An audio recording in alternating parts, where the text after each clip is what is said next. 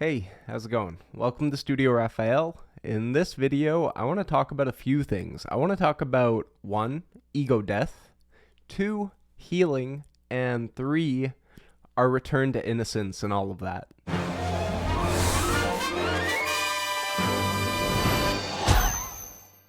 Now, first and foremost, we're going to talk a little bit about ego death. Ego death is one of those concepts that I feel like is so well known, but so rarely properly understood.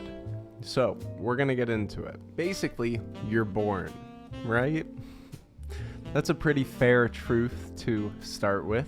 You're born, you begin to experience life, and you begin, from the moment you're born, you start as awareness. From then on, you develop a whole bunch of different experiences that will then create your personal identity. So, by the time you're 30, 20, 40, 50, 60, however so many years old, you've created that many years worth of identity. Now, what happens at the end of every life? We all die. We're all gonna die. It's a true, sad, morbid reality. It doesn't have to be sad, but it's a true reality of life, is that we're all gonna die. So, what is ego death then? Ego death is dying right now. While you're still alive, you're gonna die. What does that mean? Well, what happens when you die? Everything that you once were dissolves. It evaporates. All these memories, all these ideas of who you are suddenly become just a distant memory. They don't exist anymore. Ego death is much the same. Basically what you're doing is, I kind of like this metaphor for it, in that imagine as a child you're born and you are a blank canvas.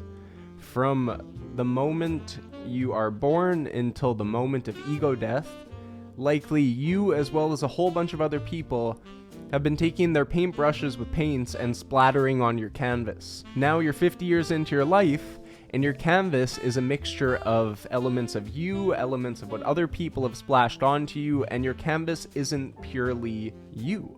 Well, in that process of ego death, now you're taking a step of awareness, and you're looking at that canvas, and you're starting to see, hey, wait, I didn't do that splash. This person did. My brother did that splash. Hey, I didn't do that splash. That splash came from my parents. And slowly you're peeling away the layers off the canvas until you're eventually left with a blank canvas again. That is ego death. That is bringing yourself back to a state of awareness. So then what does that mean for the ego?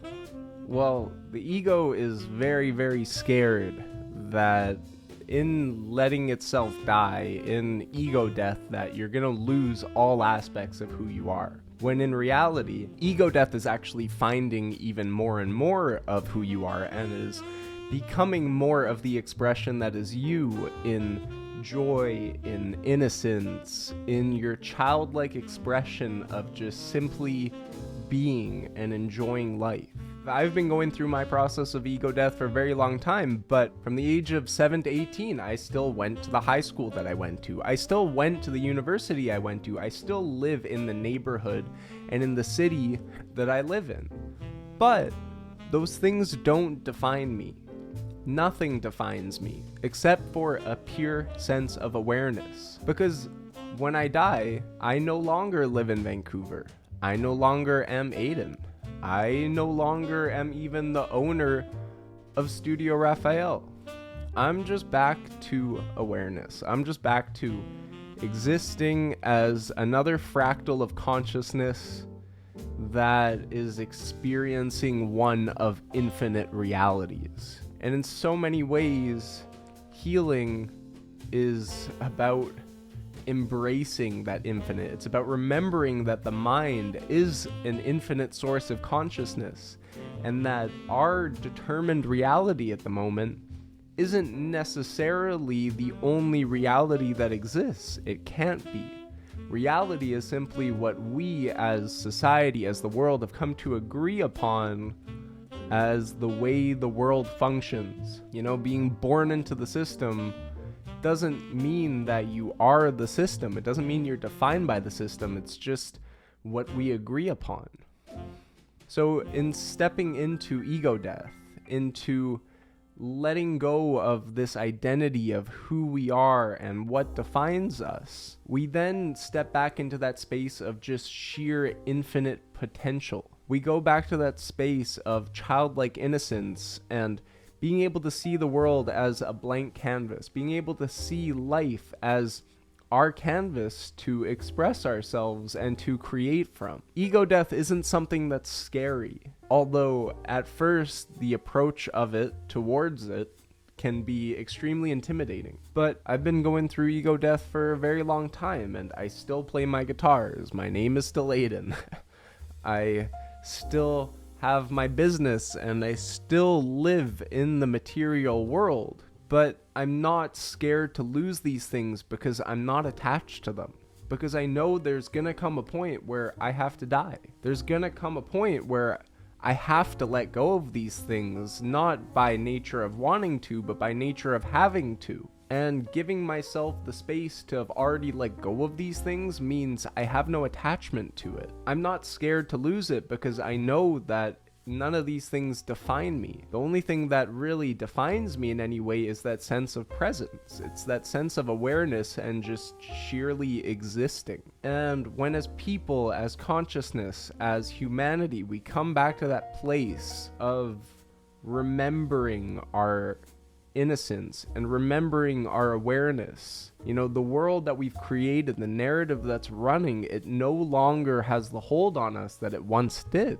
Because in a way, in order to forget about a way of life, in order to move on from a way of life, we have to, in a sense, forget that it even happened.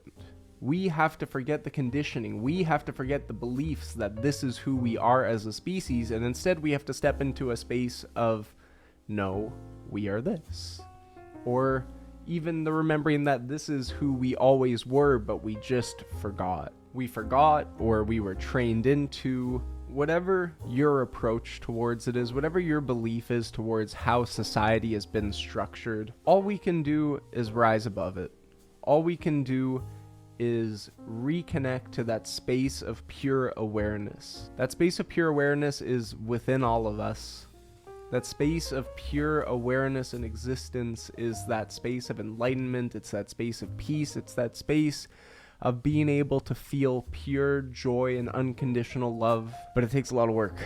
It takes a lot of practice. It takes a lot of effort. And it takes a lot of working through old mental blocks. It takes a lot of listening to your behaviors or listening to your thoughts. And when a thought comes up of, this is who I am, it's reminding yourself that no, you're infinite in your potential. You're infinite in who you are. You could have been born as, in a sense, any person at any time around the world in any location. So to define yourself as a singular nationality with just this name and just this understanding of life is to limit yourself, and it's putting a box around your idea of existence. And whatever our mental box is what we will then define everything by.